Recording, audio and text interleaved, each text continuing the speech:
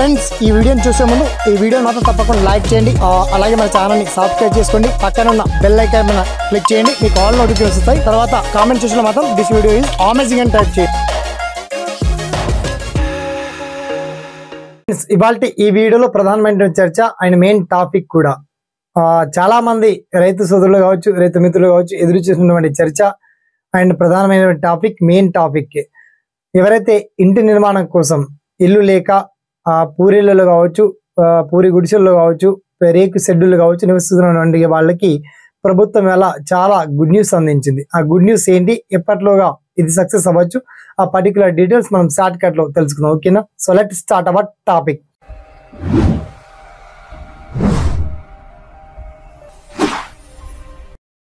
Friends, మొత్తంలో అన్ని జిల్లాల వారిగా ప్రతి కాన్స్టిట్యున్సీ కి ఒక నియోజకవర్గానికి 3500 ఇళ్ల చొప్పున ప్రతి ఇంటికి అక్షరాల 5 లక్షల రూపాయలు నగదు క్రెడిట్ చేయాలని చెప్పేసి ప్రభుత్వం సర్వం సిద్ధమైంది.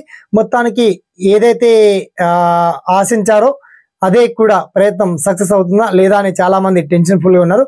అటువంటి తరుణంలో ప్రభుత్వం ఇలాంటి మంచి గుడ్ డిసిషన్ తీసుకోవడం చాలా పాజిటివ్ థింగ్ అని చెప్పొచ్చు. ఓవరాల్ చెప్పాలంటే, ఒక్క మాటలో చెప్పాలంటే మొత్తంలో తెలంగాణలో మొత్తానికి ఇల్లు లేనటువంటి నిరుపేదలకు ఇంటి నిర్మాణం కోసం 5 లక్షల రూపాయలు మాత్రం ప్రభుత్వం ఆర్థిక సహాయం చేయడానికి సర్వం సిద్ధంగా ఉంది. దీనికి సంబంధించి పనులన్నీ యుద్ధ ప్రాతిపదికన జడ్ స్పీడ్ లో పెంచాలని చెప్పేసి ప్రభుత్వం సిద్ధంగా ఉంది.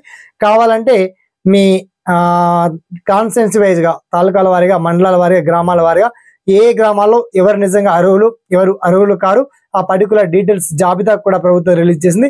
వన్స్ ఆ లింక్ వీడియో కింద ఇచ్చామండి, దయచేసి చూడొచ్చు. లేదా మీకు వచ్చినటువంటి ప్రతి డౌట్స్ ని కామెంట్ సెక్షన్ దగ్గర గుర్తించండి. ఓకేనా?